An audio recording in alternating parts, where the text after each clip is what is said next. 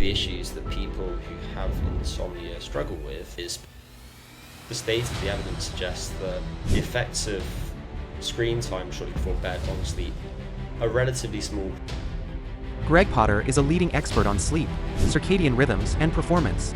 Featured by the BBC in Time, he breaks down the science of better sleep, beating insomnia, and unlocking peak health. Is it cool to pop melatonin for sleeping better? It certainly is helpful in some instances. So one of the issues is that where they've taken melatonin products off the shelves of supplement shops and they've measured what's in the melatonin supplements. It varies from about 80% less than the label claimed to about 480% more in one study. They also found that within the same pill box there was massive. Gosh, the whole industry is a scam. What is the deal with how lack of sleep contributes to belly fat or obesity? On average, people consume roughly 253 more calories each day when they're short on sleep. And it doesn't sound like much necessarily, but obviously if you tie up day after day. Yeah, so great to have you, Greg. Thanks for finally sparing your time from your very busy schedule. Pleasure. Yeah, I love that you specialize in such a pivotal aspect of our lives. It's such a key aspect of what we are about, and really cool stuff. And I've heard that you've had your own share of struggles with sleep, namely insomnia and fatigue. So how did you go about solving that? Yeah, I've always had funny sleep, beginning from as early as I can remember. I'm a freakishly early chronotype. So the word chronotype is used to describe individual differences in how their body's clock aligns to the natural light-dark cycle. And I'm a very early bird, so naturally I wake up early and want to go to bed early, and that had never been an issue, but at times later in life it can be an issue. So let's say that you have a partner who has quite a different chronotype from you. When you first move in with that person, it can be quite taxing and your sleep can suffer. But for me, I have quite reactive sleep, by which I mean that if I feel a lot of psychological stress, for example, let's say that I'm very busy at work, my sleep breaks up relatively easily compared to some people. And that type of sleep reactivity is somewhat trait-like. So it seems to be something that's quite strongly genetically determined, and that's just the hand that I've been dealt. And so when I am under duress, I need to be particular in order to keep my sleep on track. And there have been times previously, before I had a better understanding of what influences the time course of insomnia, when my sleep temporarily went out the window. And I've never got to the point where I've had chronic insomnia, but there have been a couple of times, particularly in my late 20s, when I was probably on the cusp of it. Whereas nowadays, I rarely have more than a couple of nights on the trot where I'm struggling to sleep. But fortunately, I know some things that I can do to get myself back on the straight and narrow. Great. And I heard you say in one of your conversations that you used to be one of those rare kids to go to bed early, like 9 p.m. Okay, mom, dad, good night. That, like, I know how many kids do that? Not many. Yeah, exactly. I was a very strange child in many ways. Well, look where it's got you today, so can't complain then. But I've heard of Dr. Michael's, what's his name? Dr. Michael something, who talks about, the bare sleep Bruce, time. Yeah, maybe. Bruce, exactly. Yeah. So do you also is that relevant for your work? The 4 types of sleep, like, Yeah, if I'm being honest, I'm not very familiar with his work. okay. And I've come across the characterization briefly, but never really paid any attention to it. I Right. think the reality is, if we look at chronotype and how it varies between people, then the way that I describe it is how the body's clock aligns with the natural light-dark cycle. And that's within people of the same age and biological sex. And that's important because your sleep-wake timing shifts over the course of your life. So when you're first born, it's quite fragmented. It then consolidates. In your early years, you are an early type relative to the totality of your life. And then until the end of adolescence, your sleep timing shifts later and later. And then from the end of adolescence, practically until the grave, you go back in the other direction, shifting earlier and earlier and earlier. And so we have to bear in mind that it will change over time. And if we were just speaking about chronotype relative to the clock that's on the wall, you would say that your chronotype is therefore changing. But the way that I focus on it is how your timing compares to others of the same age and biological sex, because both of those things are influencing how late your sleep timing is going to be. And if you look at it in that way, then the distribution of chronotypes follows a bell-shaped curve, as is true for so many different things. Yeah. And so the majority of people fall somewhere in the middle. However, there are people at the far ends of the spectrum, such that there are individuals who are waking up around the time that others naturally want to go to sleep. So the earliest birds might be waking up at roughly 4 a.m., which is around the time that the latest night owls might naturally want to go to sleep. Part of the reason that we have this large discrepancy between the earliest and the latest types is that nowadays we have quite weak time cues. The body clock doesn't tick precisely 24 hours each day. On average, it's slightly slower than that. It's about 24 hours and 12 minutes, and in females, it's slightly shorter than it is in males. But because it's not precisely 24 hours, we have to reset it each day. And the way that we do that is by giving ourselves clearly defined cycles of exposure to light and darkness in particular.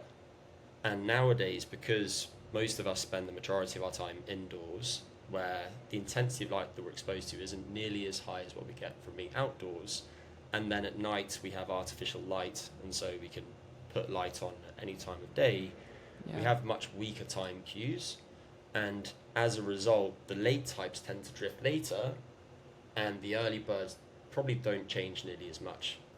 And therefore, if you take people and you put them in a much more natural setting, so you have them go camping for several days, for instance, what you find is that the disparity between the earliest and the latest dramatically narrows within the space of just a few days. And so the point for most of us is that we need to get out more. Exactly, we need to get out more into daylight during the day, obviously being cognizant of things like damage from UV radiation, not burning your skin and so on, and then keep our nights dark.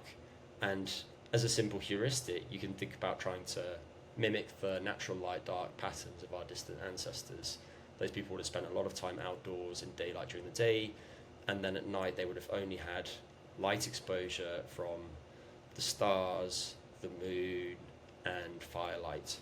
And so at that time of day, we want dim light that's low in the environment, that looks quite warm, like fire, so it's got a reddish hue, and that's least likely to disrupt our sleep. Obviously, there are exceptions to this, so let's take the example of someone who's working shifts, for instance, who needs to we'll dive into work during the nights and does so on a regular basis.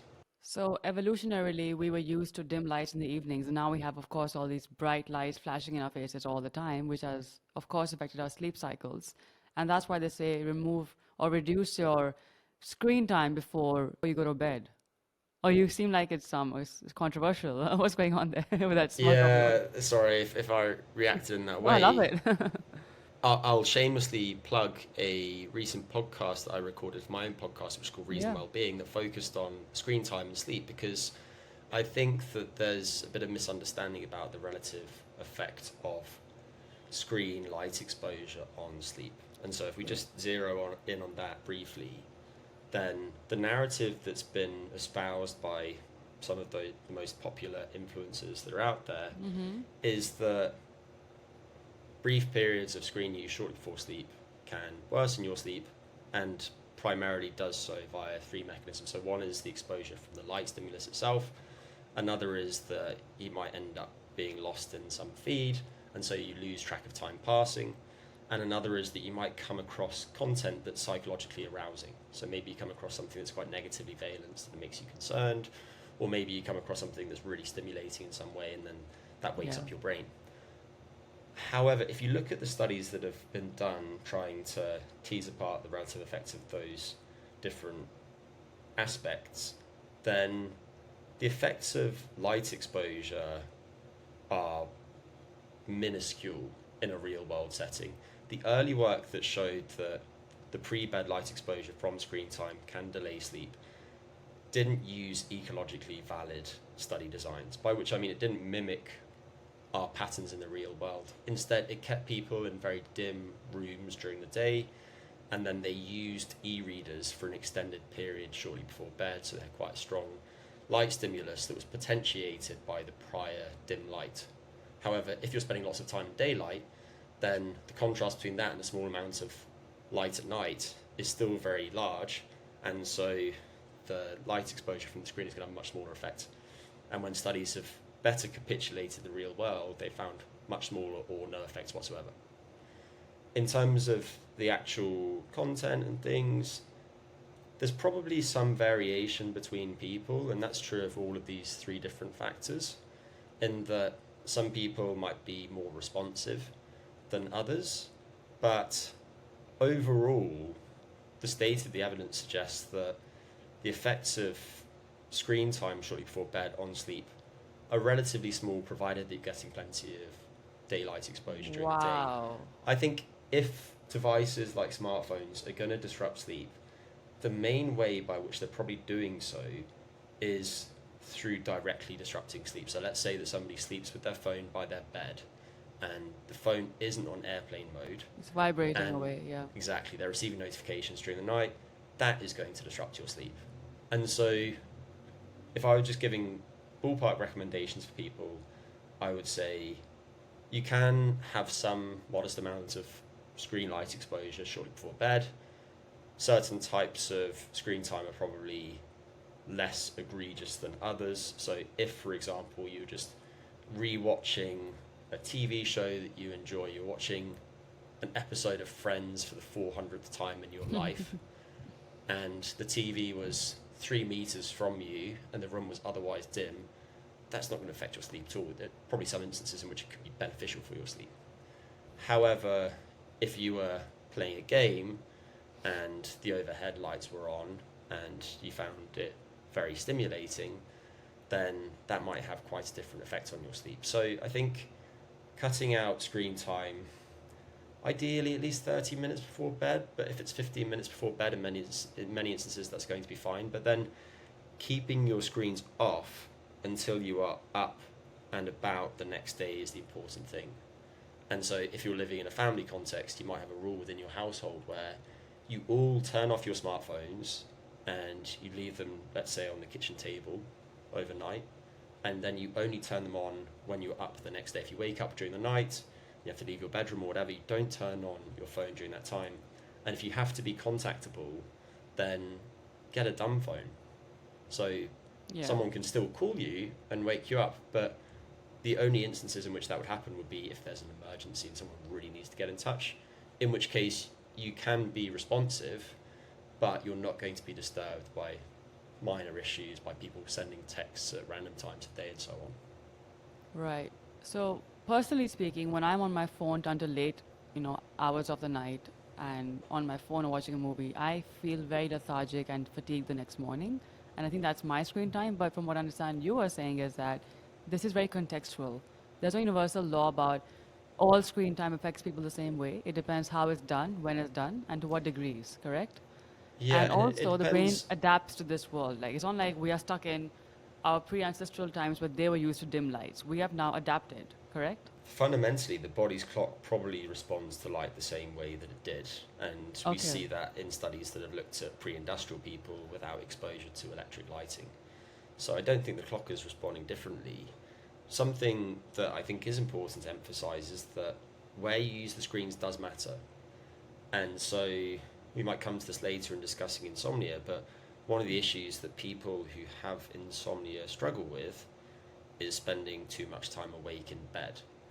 And so if you have insomnia symptoms, difficulty falling asleep or staying asleep or daytime fatigue, then if you're spending lots of time lying awake in bed on your phone, that's a really bad idea, because all you're doing is reinforcing the association that you have between being in bed and being awake, when you need to condition yourself to associate being in bed with being asleep.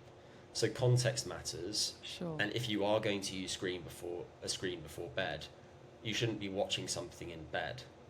You might do that in your living room, for instance. Environmental cues, Yeah, and there are some instances in which people need to be much more particular about this. So let's say they're traveling, or let's say they live in a studio apartment. If that's the case, then you need to be more particular about what's called stimulus control and designating spaces for particular activities. but regardless, you are saving your bed for sex and sleep only. But from your research, what is one surprising thing that you've learned about sleep? One surprising thing that I've learned about sleep. Even in the early days of research, when you first started out with this work. Yeah, well, sleep is extraordinary, and we're finding out more and more about it each year. There are some very unusual so-called sleep phenotypes, so issues that people struggle with during or around the time of sleep. And so this won't be relevant to lots of people, but there are these rare sleep-wake disorders in which people have very odd experiences around sleep. So, for example, there's one called exploding head syndrome, where around the time that someone falls asleep each night, it feels like the head is literally going to explode. And that Wow. can make the prospect of falling asleep very aversive to them. There are several others, Is and that common though? there. Or it's like a neurological No, disorder? Yeah, no, it no, has it's to not. be. Yeah. It's very rare, and Yeah. the most weird and wonderful of these are very rare. So I think those are probably the things that come to mind. But sleep really is fascinating because its effects are so far-reaching, and the biology is very, very interesting. And I think something that people need to consider nowadays is that their sleep related mindsets really matter. There's a tendency among people who are very interested in sleep to hyper focus on their sleep and optimizing their sleep. And the great irony of that is that sometimes it can make their sleep worse. And so, around 8 years ago now, there was a paper that coined the term orthosomnia to describe this phenomenon that the clinicians were seeing, where they had people turning up in sleep centres self-diagnosing sleep disorders on account of things like the data they're getting from wearable activity monitors, so things like Fitbits and Apple Yeah. Watches and so on. And then when they were subsequently measured using gold standard methods, their sleep is relatively normal and perfectly healthy. But there have been studies since then showing that you can manipulate somebody's perceptions of their sleep. For example, you can put a clock by the bedside that ticks faster or slower than the clock is actually ticking, and as a result, someone might have, say, 8 hours in bed, but they believe they've had 5 hours in bed. And when they believe they've had 5 hours in bed, the next day their cognitive performance is significantly worse, but also they have physiological changes Whoa. that reflect that perception too. And so a subject I'm very interested in is how do you make sleep more resilient? Because I think there are lots of things nowadays that can disrupt sleep, but also we're certainly in a position to have much better sleep than any of the humans that have come previously. As an example of this, I think there's a tendency to romanticize hunter-gatherers and pastoralists and horticulturalists, these pre-industrial people, and to put them on a pedestal and say this is the human norm and this is how Yeah. we should be living and this is what we should be trying to mimic if we want to have exemplary health and to sleep well and to Sure. be physically fit and so on. But obviously they're sleeping on hard ground much of the time, whereas we've got these really comfortable mattresses and we've got temperature control and all these different things that can improve our sleep. True. And so I think most of the time you should be doing things that set you up for healthy sleep, but then occasionally your sleep is going to go out the window, and you just have to bear in mind that it will come back because your body wants to get a certain amount of sleep, and in particular a certain amount of the deeper stage of sleep, so-called slow wave sleep or deep sleep, and it actively defends the amount of that type of sleep that it gets. And so if now and then you're really struggling with your sleep, just bide your time, do what you can to maintain an otherwise healthy lifestyle, continue to be physically active, continue to eat well, continue to do both at appropriate times of day, continue to get your light exposure and so on, and your sleep will return. You just have to trust in your body.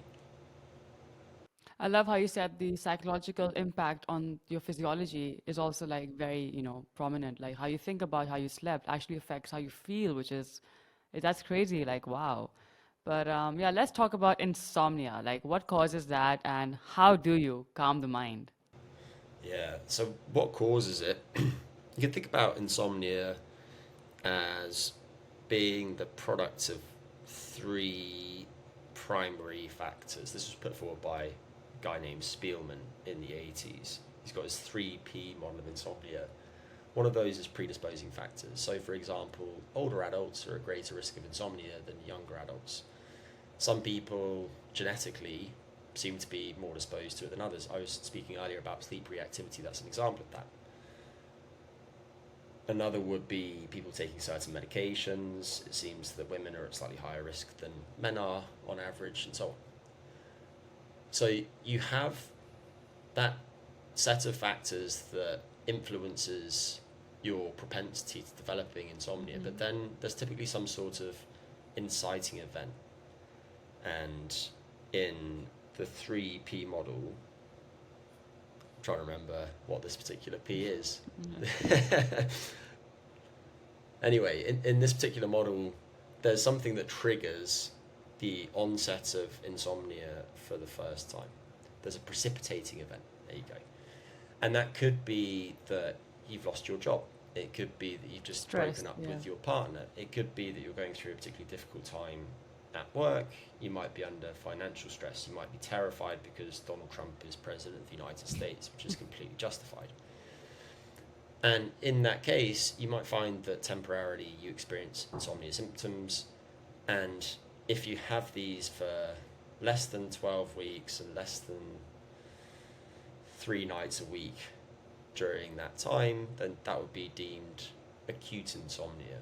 And that's some sort of daytime dysfunction. It could be fatigue, it could be irritability, it could be forgetting where you put things, it could be difficulty concentrating at work, plus some sort of sleep issue despite an adequate sleep opportunity. So it might be that you struggle to fall asleep at the start of the night. Some people refer to that as sleep onset insomnia. It could be that you struggle to maintain your sleep maintenance insomnia. It could be that you struggle with very early awakenings. But then what happens to some people is they engage in unhelpful sleep-related behaviours and patterns of thinking. So these are perpetuating factors in the 3P model. And an example of that would be what I referred to earlier, where somebody now starts spending much more time in their bed because they're just hoping that if they spend more time in bed, at some point they will fall asleep and they'll catch up on all that sleep that they've lost previously. Biggest myth. Yes, and this exacerbates their sleep problem because they're conditioning themselves to think that being in bed is going to cause them to be wide awake and struggle to sleep. And you can have something called conditioned arousal, where somebody could be absolutely exhausted at the end of the day and then go to bed, suddenly they feel wide awake, which is so frustrating. And it's because of this type of issue. And so for those people, as I mentioned earlier, they need to spend less time awake in bed fundamentally, which we might come back to later. But it could also be unhelpful patterns of thinking. Yeah, how do you even solve that? How do you calm your mind in those circumstances? So coming now to the second part of your question, I think sometimes as sleep improves, the mind does calm too. So you don't always have to focus on using so-called cognitive therapies to help with that type of monkey mind necessarily. However, they can be helpful. If you look at the few studies that have tried to disentangle the effects of behavioural interventions like stimulus control therapy or bedtime restriction therapy from cognitive therapies, then the behavioural ones tend to kick in faster and have big effects in the short term. However, the cognitive ones, if anything, they don't have such an obvious effect at the start, but in the long term they are very helpful for sleep. And those can take various different forms, but one example would be to have somebody schedule worry time.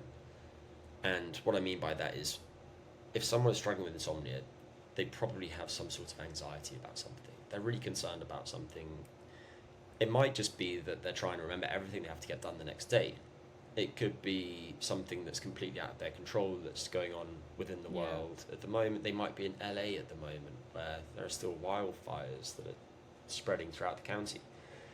And so in those instances, you can try the scheduled worry time where you designate about 20 minutes each day. And in my opinion, doing this after dinner is a very good time. Or at the end of the working day, where you sit down in the same place each day with a pen and a piece of paper, and you draw a line down the middle of the page or just left of center, and in the left-hand column you list the thing that you're concerned about at the moment, big or small, whatever it might be. And then in the right-hand column you do some brainstorming about what you might be able to do to try and address that particular concern. And it could be that right now there's nothing you can do about that. However, the idea is that you're committing to only worrying during your scheduled worry time each day. And so at the end of your 20-minute block, put down the pen and the piece of paper, and then in your mind you mentally commit to not worrying until your time the next day. And obviously you will have concerns, but that can be helpful both because you're engaging in what's called a problem-based coping strategy, where you're actually trying to consider things you can do to address the source of the stress that's disrupting your sleep. But you're also clearing things from your mind that you might otherwise be holding on to.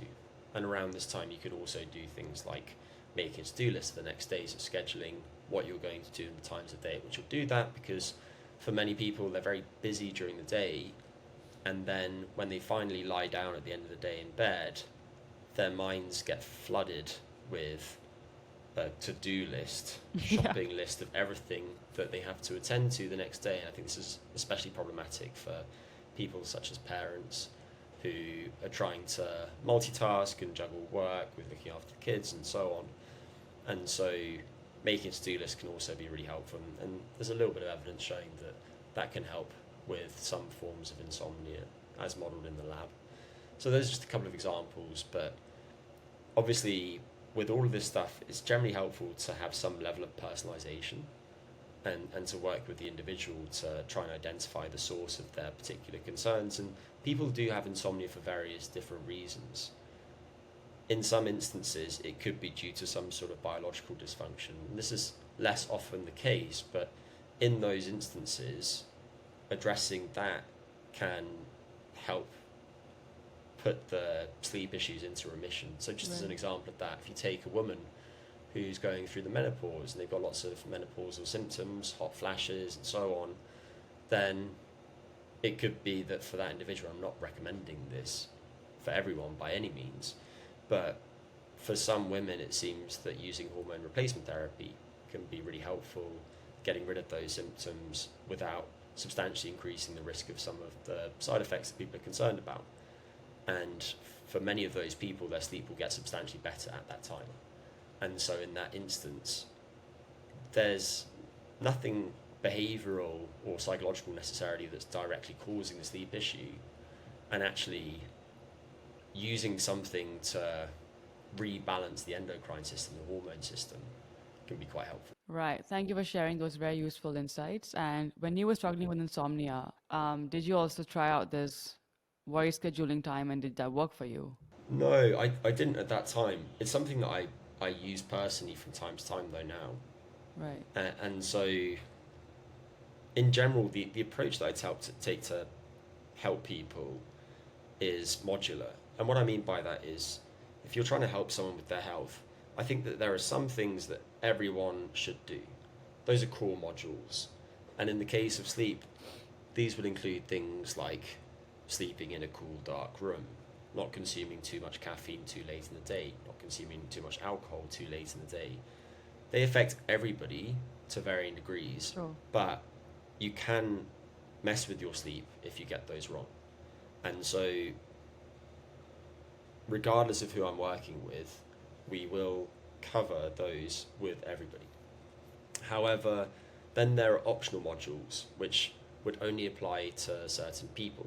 So if we go back to the body clock, for instance, if you've got someone who's a real night owl and they're struggling because they've just started a new job and they've got to be in the office at 9 a.m. and they therefore have to wake up at 7 a.m. because they've got to get changed and then do the commute, but naturally they find that they're only getting sleepy at 2 a.m., then all of a sudden they would typically be sleeping from 2 a.m. until 7 a.m., which is an insufficient time in bed to get the amount of sleep they need to function optimally. And so for that person, we're going to do things to shift their body's clock earlier, and that would entail things like time patterns of light exposure, so increasing exposure to high intensity overhead, short wavelength, rich light early in the day, Right. getting outdoors into daylight or using a light box, minimizing exposure to that type of light late in the day, and that could include things like using blue blocking glasses. For some individuals, it might include taking melatonin in a timely fashion. I was going to ask you, is it cool to pop melatonin for sleeping better? So it's certainly not something that I would recommend across the board. However, it certainly is helpful in some instances. The To a instances in degree, which not like regularly, so you get addicted to that. yeah, it's an interesting hormone in that, unlike many hormones, so if we return to hormone replacement therapy, for example, so taking sex hormones, there's not really evidence of tolerance or downregulation. If I, as a guy, tomorrow started taking exogenous testosterone, I started taking testosterone cypionate because I wanted to build bigger muscles at the gym, then very quickly my body would start to shut down its own synthesis of testosterone because I've got it coming in from the outside, and so it doesn't need to make its own. The curious thing about melatonin is that if you take even a small dose of melatonin compared to what's present in some supplements, let's say 300 micrograms, the amount that will be in your blood is much higher than the amount that your body would naturally synthesize. However, there's no evidence that in response to that your body starts synthesizing less melatonin. And it also doesn't seem that it becomes tolerant, so there's some change in melatonin reception at cells that influences how your body responds to the higher levels of melatonin. So provided that you get a pure source of melatonin, it seems to have an excellent safety profile, but that's provided you get a pure source. And one of the issues is that there have been studies, for instance, where they've taken melatonin products off the shelves of supplement shops and they've measured what's in the melatonin supplements, and it varies massively between products. It varies from about 80% less than the label claimed to about 480% more in one study. And in that particular study, they also found that within the same pill box, there was massive variation between the individual capsules. Gosh, the whole industry is a melatonin scam, contents. honestly. Yeah, and some of them contain serotonin. Crazy.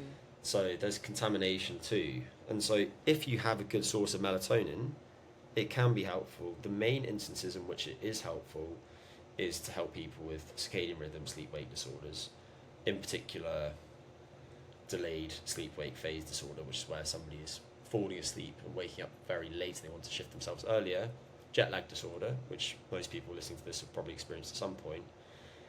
It can be used for shift work disorder, but it's quite difficult to get right because a lot of people work rotating shifts. And then there are some forms of melatonin that might be helpful in other clinical cases too. So for example, there's a particular melatonin product called Circadian, which is a time-release melatonin formulation that's prescribed to some older adults that struggle with sleep maintenance. There are also reasons to think that melatonin use could be helpful in various different endocrine and metabolic disorders too. Actually, during my PhD, I did some work looking at melatonin as a prophylactic agent against the development of type 2 diabetes in people at high risk of that condition. Right. And people are looking at it for things like PCOS, for body composition in postmenopausal women, for long COVID. And there are lots of reasons to think that melatonin has some potential as a gerotherapeutic or an anti-aging compound, which hasn't been that well explored, but I think there probably is something to that. Based on what I just said, you might now be thinking, oh, I should take melatonin. I'm not suggesting that, but I'm just saying that if you have a good source and you know how to use it intelligently, then it can be very useful. However, I rarely use it with people because most people don't need it. Understood. That's very useful. I should probably ask, what do you think is an ideal time frame for adequate sleep? There's so many different views on this. Yeah, so the way that I would suggest people think about this is to think about sleep health as a construct. And I say a construct because it comprises different dimensions. And a lot of people focus on sleep duration, how long you are asleep for, and you can also think about the amount of time that you spend in discrete stages of sleep. So deep sleep, rapid eye movement sleep, where you have your most vivid dreams, stage 2 sleep, which is the stage in which you spend the majority of the night, and so on. there also is sleep timing, and you can think about that relative to the clock on the wall, but you can think about that perhaps more helpfully relative to your body's clock too. So for instance, a lot of people struggle with shift work because they're trying to go to sleep at a time when their body's clock is promoting wakefulness. And so they might be really short on sleep, but because they've got a really strong drive to be awake when they're trying to sleep, they're going to struggle to initiate and maintain their sleep. Then you can think about the quality of your sleep, which frankly is hard to define at the moment. I think there are several ways that we can get at it that are helpful and that do predict certain health and performance outcomes. So one of those would just be your sleep satisfaction, a subjective measure of how restorative you feel your sleep is. But then you can look at things like sleep architecture, so the different stages of sleep that you go through, the time that you spend in each of those, the way that they're chained together, although that is certainly a flawed measure, in part because one of the interesting things about sleep, and you asked about unusual things earlier, is that if you look at the brain while it's asleep, different parts of the brain aren't all in the same sleep or wake state at the same time. So there was this really interesting opportunistic experiment done by Gina Poe and her colleagues not long ago, where they took patients with epilepsy who had electrodes monitoring the electrical activity in their brain at two different regions. So one of them's the hippocampal formation, which is part of the brain that's very important, short-term memory and various other things. So you can think of it as like a limited capacity short-term storage depot. But then another electrode was over the frontal cortex, which is part of the brain that's involved in executive functions, so things like planning and self-control and impulse regulation and so on. Some people liken it to the brain CEO. And what they found was that when they didn't tell the people who were scoring the electrical activity what time of day it was or anything like that, and they just had them independently score the activity, about 30% of the time, those two parts of the brain were in different states at the same time. So one of them could be in rapid eye movement sleep, and another could be non-rapid eye movement sleep. Or one of them could be in rapid eye movement sleep, and another could be showing wake-like activity. And this probably helps explain various different unusual phenomena during sleep, such as sleepwalking, where it might be that the motor system that controls movement is in a wake-like state, whereas parts of the brain that are involved in self-awareness are fast asleep. Wow. Things like lucid dreaming and so on. So anyway, returning to what I was saying, it's a flawed measure to just look at electrophysiology, but it is still useful.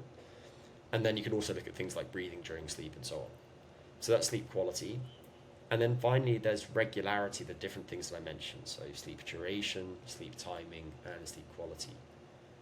And so for somebody to have healthy sleep, we're looking for them to have relatively regularly timed sleep that gives them an adequate sleep opportunity to get the amount of sleep that they need as an individual, and that is relatively high quality sleep. So they fall asleep relatively quickly, wake infrequently and for short periods, be able to breathe well during sleep, and feel like their sleep is refreshing when they awake the next day. So you asked about sleep duration, and the reason that I mentioned that is because those different dimensions, they do vary between people, and they vary within people too. So going back to something I mentioned earlier, is that your sleep changes over the course of your life.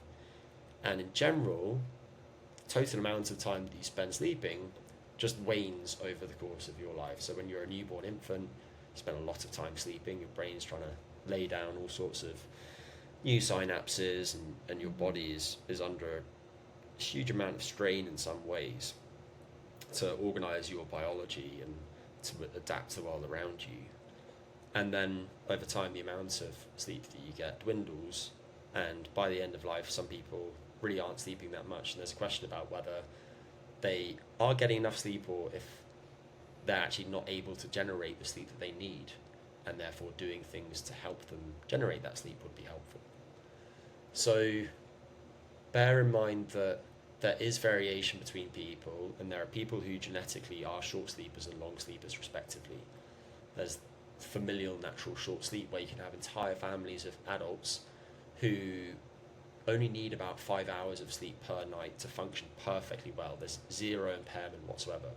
and they're often freakishly productive because they frankly have more time awake than the rest of us. Is that And then because you they have, perhaps in that example have better quality of sleep then? it hasn't been that well explored in part because these people are very, very rare. Right. So again, there's this bell curve within the population where most people beyond the age of 18 or so are going to average roughly 7 hours of sleep per night. Okay, so And, that's where and it if you comes look from. at the epidemiology of sleep, then people who average about 7 hours of sleep per night, depending on how you measure it, tend to have the best health outcomes. But that doesn't mean that you as an individual need that much. Sure. And if you look at that bell curve, then you've got the familial natural short sleepers making up a much smaller proportion than 0.1% of the population. And you've got familial natural long sleepers, where you've got families who need loads of sleep. And if they get 8 hours of sleep per night, then they are clearly impaired in their ability to function the next day. Females need slightly more sleep than males on average. It's not a big difference, but it's around 10 minutes or so. So bear in mind that the amount that you need depends on you as an individual, and it's also dependent on factors such as how physically active you are. If, for instance, you are sedentary and you have been for some time and you start an exercise training program which is well structured for you, you'll find that your sleep duration naturally increases slightly because exercise done well tends to promote non-REM sleep in particular, which is a state that helps your body restore itself in many ways. You might also find that if you compare your sleep during the long nights of winter to the short nights of summer, if you live away from the equator, then you sleep a bit more during winter, and that's been shown in these naturalistic camping experiments. And you might find that if you're fighting an infection, let's say that you've just got a mild infection, like I do at the moment, cold, then you probably sleep slightly more than you typically do. However, if you've just been hammered by a really severe bout of COVID, you might find it really hard to sleep because that type of viral load is actively disrupting certain aspects of your sleep. Sure. So it depends on you as an individual. For most people over the age of 18 or so, around 7 to 8 hours is going to be the sweet spot. But there are individuals who need as few as 6 hours of sleep, and there are people who need 9 hours of sleep to function optimally. And at the far ends of that bell curve, there are people who need less than 6 and more than 9 too. And I think you've probably got some sense about your sleep needs relative to others. And I guess the most enjoyable way to realise what they are would be to go on holiday for a bit and to not have anything constraining your sleep. So you're not necessarily staying out late and drinking and eating and exploring the local nightlife.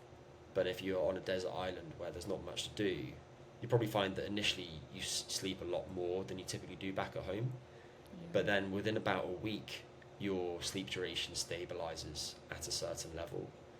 But I suspect if you're listening to this, then you have some sense about how much sleep you need relative to others.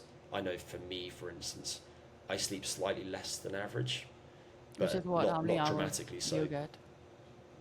I get about 7, but if I very, very rarely sleep more than 8 hours a night.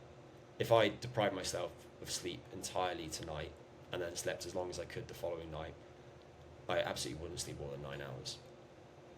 My sleep just becomes very dense with that deeper stage of sleep. So some people, their sleep rebounds a lot more than other individuals. Whereas there'll be someone listening to this who probably consistently needs over 9 hours a night, and they might, like you, feel that if they lose some, then they're really grouchy. Yeah, true. Sounds very familiar to me anyway.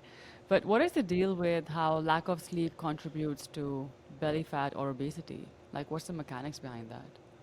Yeah, there are lots of mechanisms that are at play there, and we can think about it in a few different ways. So one of them would be to focus on the energy intake side of the equation. So bear in mind that fundamentally whether you're gaining or losing weight depends on energy balance.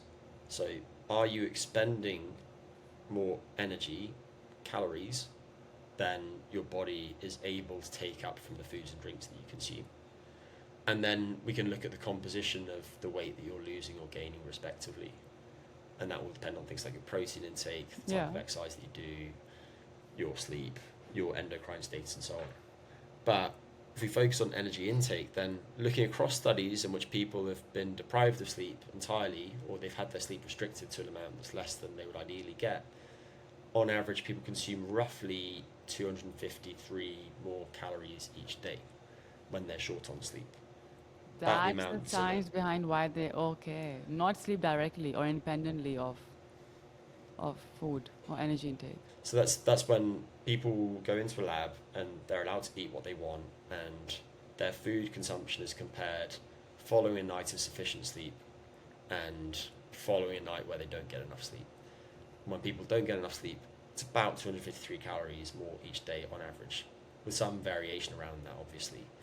And it doesn't sound like much necessarily, but obviously if you tally that up day after day, then that would contribute to a huge amount of weight gain over time.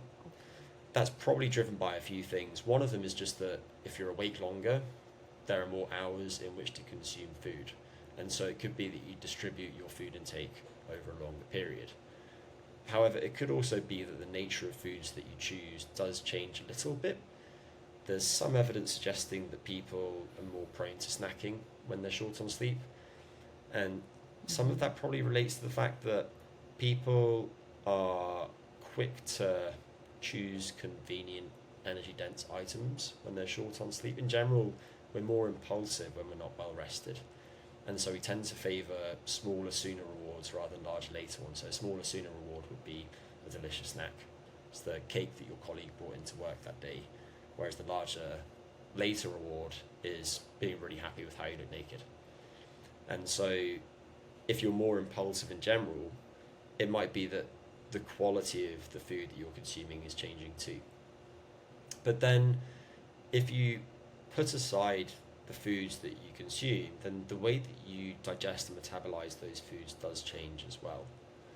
And there's certainly evidence suggesting that if you control someone's calorie intake and you do that for two groups of people, one of whom receives an adequate sleep opportunity for, let's say, a couple of weeks, and another group has insufficient sleep for a couple of weeks.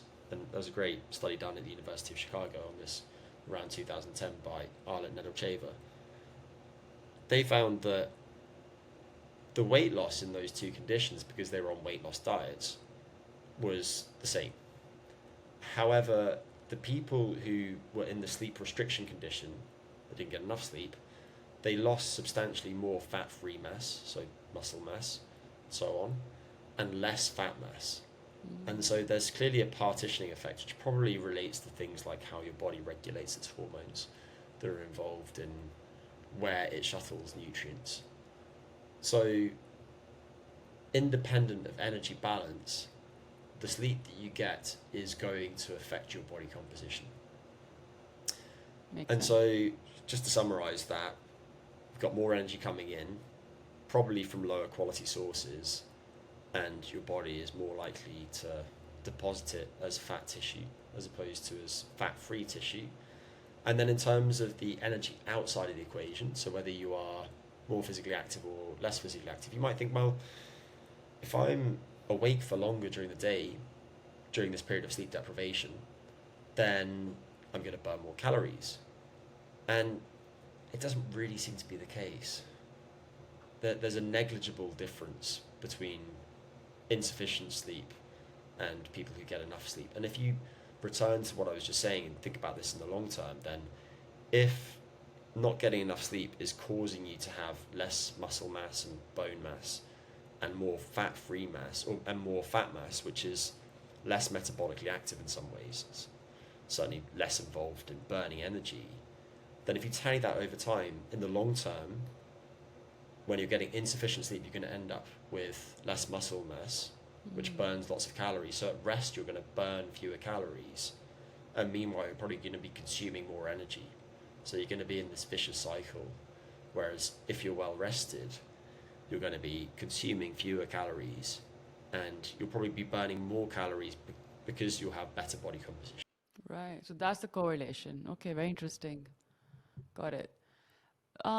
What would you say are some effective strategies for improving sleep for those who have really crazy, busy, hectic lives and routines? So I touched on worry time earlier, which Yeah. I think is helpful.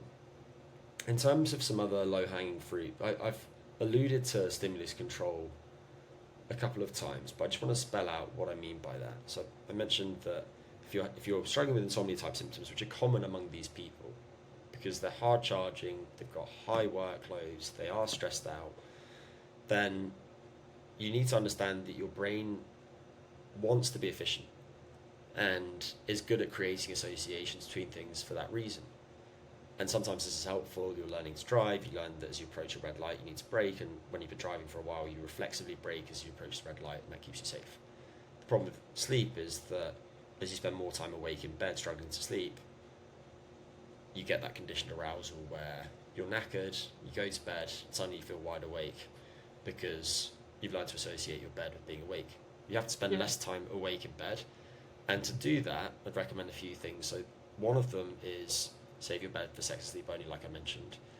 Another is only go to bed when you're actually sleepy.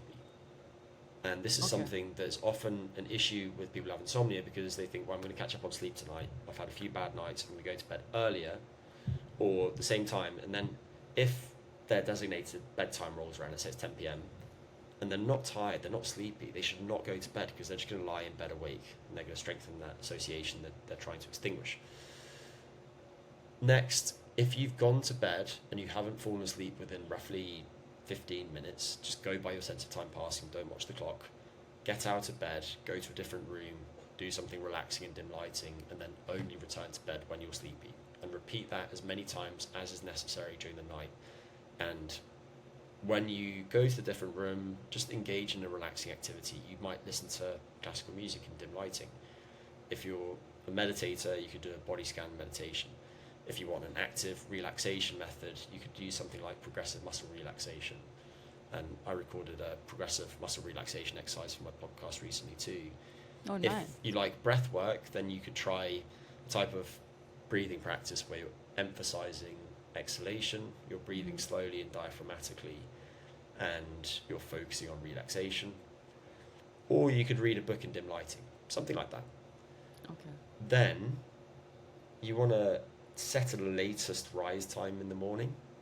And so while alarm clocks decimate the sleep of some people, in insomnia they can be really helpful, because when you regularize your rise time, you strongly influence when you're exposed to the time cues that set your clock each day. So it helps with the regularity of your sleep, but also it helps you build lots of pressure to sleep, which then helps you fall asleep quickly and stay asleep.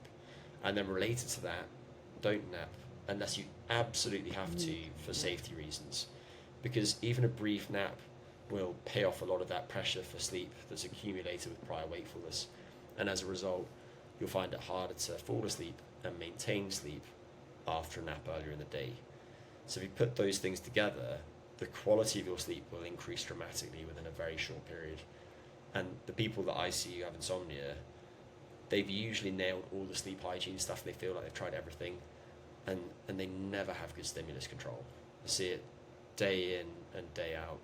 Another issue that I think is really common and underappreciated, but more appreciated now than it was even a couple of years ago, is sleep apnea. Yeah. And a lot of that is obstructive sleep apnea, and a lot of obstructive sleep apnea is driven by excess body mass. And if you look at the rise in body weight over time in countries like the US, it pretty much perfectly maps to the rise in the prevalence of sleep apnea too. Wow. And some estimates suggest that there are now over 1 billion middle-aged adults worldwide that have sleep apnea. It might be the most common Who sleep are also disorder. obese. Well, On a the lot heavier of it, side. yeah, a lot of it is driven by obesity. There are different forms of sleep apnea, and not all is, but obviously the more fat mass that you have and the more mass you have, the more prone your upper airway is to collapsing during sleep, because your neck is just heavier. Right. And so if those muscles relax, your neck is going to collapse, and then you have these apneas where you stop breathing entirely, or the inflow stops entirely, or hypopneas where it's just heavily restricted. And obstructive sleep apnea is diagnosed based on these apneas and hypopneas and the frequency of those during the night. And so if you wake with a dry mouth, if you snore, if your bed partner has ever seen you stop breathing, then you might well have sleep apnea. There's a website that I like, which is stopbang, stopbang.ca, and there you'll find a questionnaire, which is the Stopbang questionnaire. Stopbang is just an acronym for some of the risk factors for sleep apnea, and it will give you a rough estimate of the probability that you have sleep apnea. Interesting. And if any of that is familiar to you and you feel really sleepy during the day, a lot of people who have sleep apnea are very, very sleepy, then you can get it checked out by a local sleep medicine specialist at a sleep centre. And then if you do have it and you get it corrected, I've often heard people say that it's like having a brain transplant. They just feel completely That's different. They have crazy, so wow. much more energy.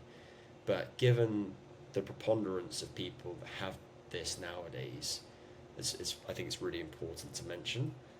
And fortunately, in many instances, it's relatively straightforward to fix, and the number of different ways that we have to fix it is increasing over time too. For example, tirzepatide or Manjaro, which is a GLP-1 agonist that acts through some other pathways too in the brain. Some people might have heard of. They certainly will have heard of semaglutide or Wegovy or Ozempic.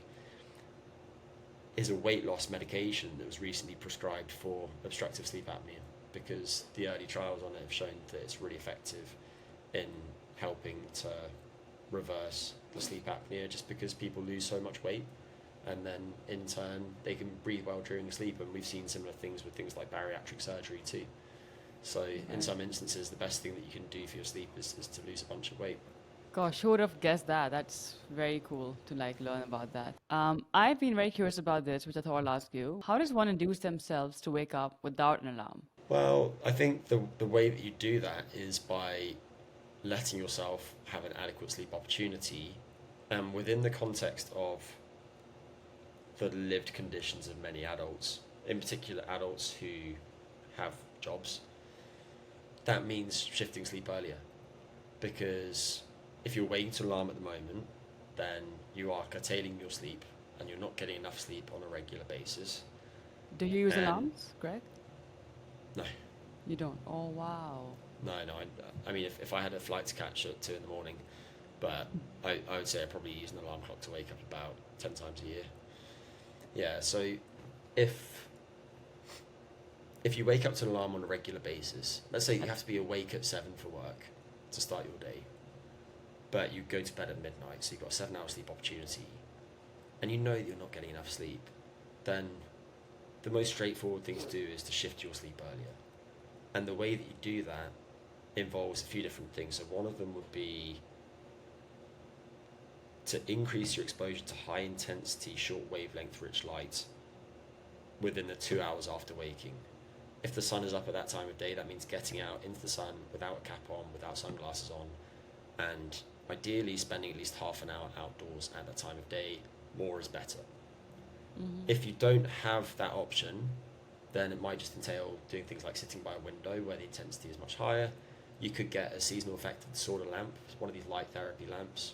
Pick one that emits around 10,000 lux or so. Most of them do nowadays when they're kept at relatively short distance from yourself.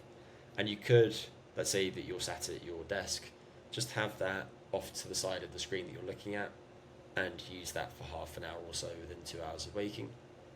And then the other things that you might consider are obviously at the other side of the day, in particular in the 3 hours before your target bedtime. So let's say your target bedtime initially is 11:30 p.m. You're trying to shift earlier in 30-minute increments. From 8:30 p.m. until 11:30 p.m., that 3 hours before your target bedtime, reduce your exposure to light, in particular that type of light that I just mentioned. So that might mean turning off the overhead lights and just having lamps that are low in the environment. If you have dimmers, you could use those, but a lot of people don't. So just get some lamps, use warm white lighting, which if you're looking for specifics, you might get light bulbs that have a colour temperature below 3000 Kelvin. And you could also, if you don't mind looking silly, use some blue blocking glasses at this time. Sure. They're not for everyone, but for people with very late sleep, they can be helpful. And then the other things that I would say are consider the time of day at which you exercise. So if you're used to training in the evening, then that can certainly push your sleep later through several different mechanisms, some direct and some indirect. So shifting your high intensity exercise the first half of your waking day can be helpful. Consider your stimulant intake. A lot of people with quite late sleep, they continue consuming caffeine late into the day too. And I think in this instance, you probably want to keep all your caffeine intake within the first 3 hours after waking if you're trying to shift substantially earlier. And the total amount matters too, because the more caffeine that you consume, the longer it will be in your body. And if you want a rough rule of thumb, then I typically say no more than about 3 milligrams of caffeine per kilogram of body weight. So if you're 70 kilos, that'd be no more than 210 milligrams, which is 3 shots of espresso or 4 instant coffees or 4 cups of tea, maybe 5 cups of green tea, something in that territory. In the I'm day, talking about regular cup sizes. Yeah. Yes, but again, within those first 3 hours after waking. And so let's say that you have a store-bought coffee each day, that's already 140 milligrams of caffeine. You could have a store-bought coffee and a cup of tea within those first 3 hours after waking, and that'll be it. And obviously you can use decaf products, but decaf coffee in particular does still contain caffeine. I think people miss that. Oh. People also tend to miss the caffeine that's in dark chocolate. I've met plenty of people who are dark chocolate fiends, and they'll have several squares of dark chocolate, 70% cocoa chocolate after dinner, not realising they just consumed. Oh my God, no. 50 All kinds of milligrams dark caffeine. chocolate has caffeine, or just some kinds of dark chocolate? Well, all cocoa mass, cocoa powder does. Wow. Cocoa butter doesn't, but yes, so if I had to give specifics, if you look at 100 grams of chocolate, so talking about a big bar here, then a typical 70% cocoa chocolate bar probably contains 70 to 80 milligrams of caffeine, which is roughly 2 cups of tea.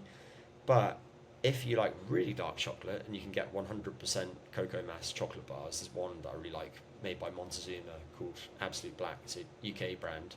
It's incredibly rich in cocoa flavonols, which are very good for vascular function and brain health. Nice. A 100-gram bar of that contains over 300 milligrams of caffeine. So it's like 6 instant coffees. Crazy. And I've had moments in my life where I've had one of those a day. So you got to be a little bit careful. On caffeine, yeah. Yeah. Well, Caffeine it's the irony is that it's not just that either, because cocoa also contains other stimulants, namely theobromine, which is another methylxanthine, so it's in the same family as caffeine. It's different. It's less of a central stimulant, so it's less stimulating for your brain. It's more of a cardiac stimulant, so it tends to push up your heart rate more as opposed to your psychological arousal. But the point is, dark chocolate contains caffeine too, and so earlier in the day is better for that as well. But just bear in mind the total amount matters. So I think those would be the main things, and then set your alarm as late as possible, and maintain regularity between weekdays and weekends, because what happens for a lot of people who are short on sleep during the work week is that they'll catch up on sleep on the weekend. And I think right now it's kind of unclear whether that is good or bad. The epidemiology suggests it's possibly good and is associated with a longer life than just continued sleep restriction. Some of the experimental evidence suggests the opposite, that it might actually be bad. So I think regardless, regularity is a good thing. And if you sleep in substantially on the weekend, the problem is you might push your clock later, and then when you transition back to the working week, let's say that your first day of the working week is Monday, like most people, you might now find that you're really, really tired because your clock's drifted later over the weekend, and then you can only fall asleep at midnight on Sunday night, and you've got to be awake at 6 on Monday morning, and then you've just got to go through that type of cycle again, and you'll feel pretty bad for the first few days of the week. So maintaining regularity between work days and non-work days is really important. Got it. Got so much to learn, honestly, like a sleep encyclopedia. Sleepopedia. But where can people find you and learn more about your work and all your research? So I recommend that if people find this interesting, then they check out my podcast, which is called Reason and Wellbeing. It's available on all podcasting platforms. I've done several episodes on sleep, but it's more broadly about how to sustain a healthy lifestyle and to perform at your best in different domains of your life. And so far the podcast has included a big range of different subjects, everything from back pain to cold water swimming, to nutrition for fat loss, to strength training for body composition changes, to biological rhythms, and much more. I'd also add that I am on social media, somewhat reluctantly, but you can find me on Instagram. I'm Yeah. at Greg Potter PhD, and I'm on LinkedIn at the same handle. I don't use Twitter. It's not Excellent. X. I don't use Twitter anymore because it's run by Elon Musk. But you can certainly get in touch on Instagram and do reach out if Perfect. you've got any questions. Amazing. And in the context of this podcast, what does an epic being mean to you? I wasn't expecting that. Yeah, no, there we go. Whatever It's funny, comes. the word epic being immediately reminds me of my friend Ali McDonald, who's my business partner at a business called Brazilian Nutrition that we started years ago, because he's this incredibly optimistic, now 51-year-old guy, but he's just like a puppy and he's just full of beans. I And to love Ali, that. absolutely everything is epic, which I love. So I suppose it Very unique to answer. I to love to that. give yeah to give Ali some credit. I suppose being an epic being means being really enthusiastic and I Optimistic. suppose related to that, recognizing that life is short, and there's every reason to think that we've only got one of them. So don't waste your time and make most of it.